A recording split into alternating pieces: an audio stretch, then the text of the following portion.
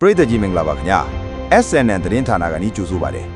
ဒီနေ့ကျွန်တော်တို့တင်ဆက်ပေးမယ့်သတင်းကတော့ကမ္ဘာအရေးအကြီးဆုံးနိုင်ငံရေးပဋိပက္ခတွေကတစ်ခုဖြစ်တဲ့အရှိအလဲပိုင်းဒေသရဲ့အခြေအနေပဲဖြစ်ပါတယ် American, Israel နဲ့ Iran တို့ကြားသဘောတူညီထားတဲ့နှုတ်ပတ်ကြအပြည့်အခေရဲ့ဆယ်ရေးဟာစတင်ချိန်မှာပဲစင်ခေါ်မှုပေါင်းများစွာနဲ့ရင်ဆိုင်နေရပါတယ်ဒီအပြည့်အခေရဲ့ဆယ်ရေးဟာတကယ်ပဲငြင်းချမ်းရေးကိုဥတည်နေတာလားဒါမှမဟုတ်ပုံမကြီးမားတဲ့စစ်ပွဲအသစ်တစ်ခုရဲ့နီးတန်းပဲလားဆိုတာကိုကျွန်တော်တို့ SNN ကနေအသေးစိတ်တင်ဆက်ပေးသွားမှာဖြစ်ပါတယ်ပထမဆုံးအနေနဲ့ Lebanon အပေါ် Israel ရဲ့ပြင်းထန်တဲ့တိုက်ခိုက်မှုတွေအကြောင်းပြောပြခင်ပါတယ် Israel ဟာ Lebanon နိုင်ငံအတွင်းပြင်းထန်တဲ့လေကြောင်းတိုက်ခိုက်မှုတွေစစ်တိုက်ပြုလုပ်ခဲ့တာကြောင့်လူပေါင်းရာနဲ့ချီပြီးတေဆုံးဒဏ်ရာရခဲ့ပါတယ်ဒီတိုက်ခိုက်မှုတွေဟာအပြည့်ခေရက်စဲရေးသဘောတူညီချက်စတင်ပြီးမကြခင်မှာပဲဖြစ်ပွားခဲ့တာပါ Israel နဲ့ American တို့ကတော့ Lebanon ဟာအပြည့်ခေရက်စဲရေးသဘောတူညီချက်ထဲမှာမပါဝင်ဘူးလို့ပြောဆိုနေကြပါတယ်ဒါပေမဲ့ Iran နဲ့ Pakistan လိုကြားဝင်စစ်ဆက်ပေးနေတဲ့နိုင်ငံတွေကတော့ဒီလိုပြောဆိုမှုကိုပြင်းပြင်းထန်ထန်ကန့်ကွက်နေကြပါတယ်။သူတို့ရဲ့အမြင်အရဆိုရင်ဒီလိုတိုက်ခိုက်မှုတွေဟာအပြည့်ခေရက်စဲရဲ့အနက်တာတာကိုပြပြစေပြီးဒေသတွင်းတင်းမာမှုတွေကိုပုံမမြင့်တက်စေတယ်လို့ဆိုပါတယ်။ဒီလိုအခြေအနေတွေကြောင့်လူမှုကွန်ရက်ပေါ်မှာလေအရှိအလဲပိုင်းပဋိပက္ခနဲ့ပတ်သက်ပြီးအကြီးအကျယ်ဆွေးနွေးညှင်းခုန်မှုတွေဖြစ်ပေါ်နေပါတယ်။ Ceasefire now လို့ hashtag တွေဟာ Twitter, X, Facebook နဲ့ TikTok တို့မှာခေတ်စားနေပြီးကမ္ဘာတစ်ဝန်းကလူငယ်တွေဟာငြိမ်းချမ်းရေးအတွက်အတိုင်းတွေထုတ်နေကြပါတယ်။ဒါပေမဲ့တစ်ဖက်မှာတော့ Israel နဲ့ Iran တို့ရဲ့သတင်းစစ်ပွဲတွေဟာပြင်းထန်နေစေပါ။နှစ်ဖက်စလုံးကကိုယ့်ဘက်ကမှန်ကန်ကြောင်းသက်သေပြဖို့အတွက်သတင်းအချက်အလက်တွေကိုနီးမိုးစုံနဲ့ဖြန့်ဝေနေကြပါတယ်။အထူးသဖြင့်စစ်ပွဲရဲ့ကြောက်မက်ဖွယ်ရာမြင်ကွင်းတွေဒုက္ခရောက်နေတဲ့ပြည်သူတွေရဲ့ပုံရိပ်တွေဟာလူမှုကွန်ရက်ပေါ်မှာအလင်းအမြန်ပြန့်နှံ့နေပြီးကမ္ဘာအမြင်ကိုလွှမ်းမိုးဖို့ကြိုးစားနေကြပါတယ်။ဒီလိုအခြေအနေတွေဟာအပြည့်အခက်ရက်စဲရေးကိုပိုမိုရှုပ်ထွေးစေပြီးငြင်းချမ်းရေးဖြစ်စဉ်ကိုနှုံနှေးစေနိုင်ပါတယ်။နောက်တစ်ခုကတော့ Hormuz ရေလက်ကြားရဲ့အခြေအနေပဲဖြစ်ပါတယ်။ဒီရေလက်ကြားဟာကမ္ဘာရေနံတင်ပို့မှုရဲ့အထူးကလမ်းကြောင်းဖြစ်ပြီးအလွန်အရေးပါတဲ့မဟာဗျူဟာမြောက်နေရာတစ်ခုပါ။အပြည့်အခက်ရက်စဲရေးစတင်ပြီးနောက်ပိုင်းမှာ Hormuz ရေလက်ကြားမှာရေနံတည်ယူပို့ဆောင်ရေးလုပ်ငန်းတွေဟာရပ်တန့်လူနီးပါးဖြစ်နေပါတယ်။ Iran ဘက်ကတော့ဒီရေလက်ကြားမှာ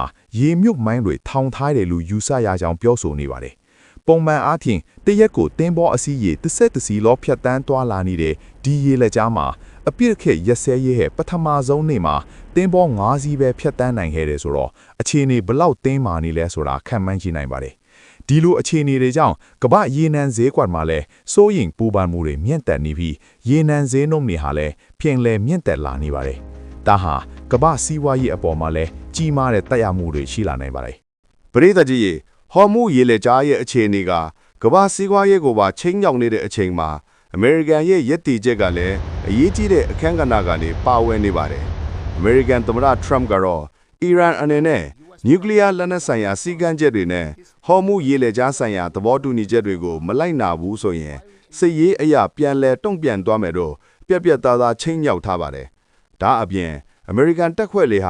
ာအရှိအလဲပိုင်းဒေသမှာတကယ့်သဘောတူညီချက်တစ်ခုရရှိတဲ့အထိဆက်လက်ရှိနေအောင်မယ်လို့လည်းပြောကြားခဲ့ပါတယ်။ဒီလိုပြောဆိုမှုတွေဟာအီရန်အပေါ်ဖိအားပေးမှုတွေပိုမိုမြင့်တက်လာစေပြီးဒေသတွင်းတင်းမာမှုတွေကိုလည်းပိုမိုဆိုးရွားစေနိုင်ပါတယ်။ဒီလိုတင်းမာမှုတွေကြားထဲမှာပဲငြိမ်းချမ်းရေးဆွေးနွေးပွဲတွေပြုလုပ်ဖို့ကြိုးပမ်းနေတာကိုလည်းတွေ့ရပါတယ်။ American ဒုသမ္မတ J.D. Vance ဦးဆောင်တဲ့ကိုယ်စားလှယ်အဖွဲ့ဟာယခုသတင်းပတ်ကုန်းမှာအီရန်နဲ့ငြိမ်းချမ်းရေးဆွေးနွေးဖို့ပါကစ္စတန်ကိုတွားရောက်ဖို့စီစဉ်ထားပါတယ်။ဒီဆွေးနွေးပွဲတွေကနေဘလို့ရလက်တွေထွက်ပေါ်လာမလဲဆိုတာကိုကမ္ဘာတဝန်းကစောင့်ကြည့်နေကြပါတယ်။ဒါပေမဲ့ Lebanon အပေါ် Israel ရဲ့တိုက်ခိုက်မှုတွေနဲ့ဟော်မူရေလေကြားအခြေအနေတွေကြောင့်ဒီဆွေးနွေးပွဲတွေဟာအောင်မြင်ပါမလားဆိုတဲ့တန်တရားတွေလည်းရှိနေပါတယ်။အီရန်ဘက်ကတော့ Israel ရဲ့တိုက်ခိုက်မှုတွေဟာအဖြစ်အခက်ရဲ့ဆဲရဲသဘောတူညီချက်ကိုချိုးဖောက်တာဖြစ်ပြီးဆွေးနွေးပွဲတွေကိုအသိပ္ပယ်မဲ့စေတယ်လို့ပြောဆိုထားပါတယ်။ပရိသတ်ကြီးရေအရှိအလဲပိုင်းဒေသရဲ့အခြေအနေတွေဟာရှုပ်ထွေးလွန်းလာပါတယ်။အပြစ်ခတ်ရက်စဲရေးဆိုတာစာရွက်ပေါ်မှာပဲရှိနေပြီးလက်တွေ့မှာတော့တင်းမာမှုတွေကပိုပြီးမြင့်တက်လာနေပါတယ်။ဒီလိုအခြေအနေတွေဟာဒေသတွင်းနိုင်ငံတွေရဲ့အနာဂတ်ကိုဘလို့ပုံစံမျိုးနဲ့ပြောင်းလဲသွားစေမလဲဆိုတာကိုခန့်မှန်းရခက်ခဲနေပါတယ်။အထူးသဖြင့်အီရန်နဲ့အမေရိကန်တို့အကြားဆက်ဆံရေးဟာအမြဲတမ်းလိုတင်းမာနေကြတာပါ။အခုလိုအပြစ်အခက်ရက်စဲရေးသဘောတူညီချက်တွေရှိနေပြီးမဲ့လည်းတစ်ဖက်နဲ့တစ်ဖက်အပြန်အလှန်ဆွဆွဲပြောဆိုမှုတွေစစ်ရေးလှုပ်ရှားမှုတွေကတော့ရပ်တန့်သွားခြင်းမရှိသေးပါဘူး။ဒီလိုအခြေအနေတွေကြားထဲမှာ ဒေတာရင်းကပြည်သူတွေရဲ့ဘဝတွေကတော့ပိုပြီးခက်ခဲလာနေပါတယ်စစ်ပွဲတွေရဲ့အကျိုးဆက်အဖြစ်အိုးမဲ့အိမ်မဲ့ဖြစ်ရသူတွေအသက်ဆုံးရှုံးရသူတွေဒုက္ခရောက်လာသူတွေဟာနေ့စဉ်နဲ့အမျှတိုးပွားလာနေပါတယ်လူမှုကွန်ရက်ပေါ်မှာပြန့်နှံ့နေတဲ့ဗီဒီယိုတွေဓာတ်ပုံတွေဟာဒီဒေတာကပြည်သူတွေရဲ့နာကျင်မှုတွေကိုထင်ဟပ်ပြသနေပါတယ်ကမ္ဘာအင်အားကြီးနိုင်ငံတွေရဲ့နိုင်ငံရေးအကျိုးစီးပွားတွေကြားမှာဒေတာကန်ပြည်သူတွေဟာနစ်မုန်းနေရတာကိုတွေ့မြင်ရပါတယ်ငင်းချမ်းရေးဆိုတာသူတို့အတွက်အိမ်မက်တစ်ခုလိုဖြစ်နေပါလိဒါအပြင်ကမ္ဘာရေနံဈေးကွက်အပေါ်တက်ရောက်မှုတွေကလည်းကြီးမားပါတယ်။ဟော်မုန်းရေလက်ကြားပိတ်ဆို့မှုတွေကြောင့်ရေနံဈေးနှုန်းတွေဟာအဆမတန်မြင့်တက်လာနေပါတယ်။ဒါဟာကမ္ဘာစီးပွားရေးကိုကြီးမားတဲ့ထိခိုက်မှုတွေဖြစ်ပေါ်စေနိုင်ပါတယ်။ကမ္ဘာနိုင်ငံအများပြားဟာရေနံကိုအဓိကမိခိုနေရတာထက်တဲ့အတွက်ရေနံဈေးနှုန်းမြင့်တက်လာတာဟာကုန်ဈေးနှုန်းတွေမြင့်တက်လာစေပြီးငွေကြေးဖောင်းပွားမှုတွေကိုဖြစ်ပေါ်စေနိုင်ပါတယ်။ဒီလိုအခြေအနေတွေဟာကမ္ဘာစီးပွားရေးကိုအကျက်အတဲသေးကိုတွန်းပို့နိုင်ပါတယ်။ဒီကုန်းချုပ်အနေနဲ့ပြောရမယ်ဆိုရင်အရှိအလဲပိုင်းဒေတာရဲ့အကစ်အခက်ရစဲရေးကအလွန်ကိုဟန်ချက်မညီတဲ့အခြေအနေမှာရှိနေပါတယ်။ငင်းချမ်းရေးဆွေးနွေးပွဲတွေရှိနေပေမဲ့လည်းလက်တွေ့မြေပြင်မှာတော့တင်းမာမှုတွေကဆက်လက်ရှိနေသေးပါ။ဒီလိုအခြေအနေတွေဟာဒေတာအတွင်းသာမကကမ္ဘာနိုင်ငံရေးနဲ့စီးပွားရေးပေါ်မှာပါကြီးမားတဲ့တက်ရောက်မှုတွေရှိလာနိုင်ပါတယ်။ SNN သတင်းဌာနအနေနဲ့ဒီအခြေအနေတွေကိုအနီးကပ်စောင့်ကြည့်ပြီးနောက်ဆုံးရသတင်းအချက်အလက်တွေကိုဆက်လက်တင်ဆက်ပေးသွားမှာဖြစ်ပါတယ်။ပရိသတ်ကြီးအနေနဲ့လည်းဒီလိုအရေးကြီးတဲ့သတင်းအချက်အလက်တွေကိုလက်မလွတ်ရအောင်ကျွန်တော်တို့ရဲ့ SNN YouTube Channel ကို Subscribe လုပ်ထားဖို့မမေ့ပါနဲ့လို့တိုက်တွန်းရင်း